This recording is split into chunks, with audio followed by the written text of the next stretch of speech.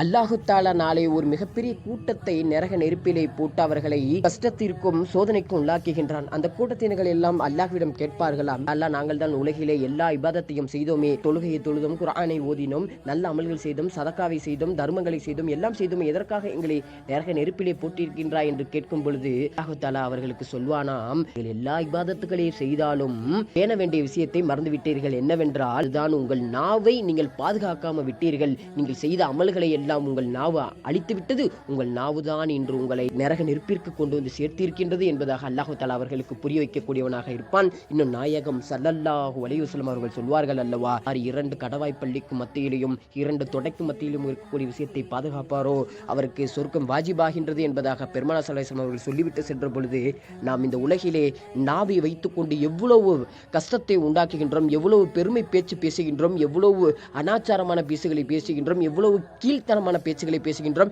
எவ்வளவு ஒரு அற்ற பேச்சுகளை எல்லாம் பேசி மற்றவர்களுடைய மனதுகளை நோகடிக்கின்றோம், பாவத்தை சம்பாதிக்கின்றோம் என்பதை சற்று முஸ்லிம்கள் எல்லாம் யோசிக்க வேண்டும். நீங்கள் இபாதத்துகள் செய்தாலும் அதை நீங்கள் மற்றவர்களிடம் சொல்லிக் காட்டக்கூடியவர்களாக, பெருமை அடித்துக்கூடியவர்களாக உங்கள் நாவு உங்களை அறியாமலே அது செய்து கொண்டிருக்கின்றது. ஆகவே முஸ்லிம்களே, உங்களுடைய நாவுகளை பேணுங்கள். உங்கள் நாவின் காரணமாக நீங்கள் செல்லக்கூடியவர்களாக இருக்கின்றீர்கள். நாவை பேணியும் இன்னும் அல்லாஹ்விற்கு அஞ்சி வாழக்கூடிய வாழ்க்கையை வல்ல ரஹ்மான் நமக்கு தௌஃபீக்கை செய்வானாக.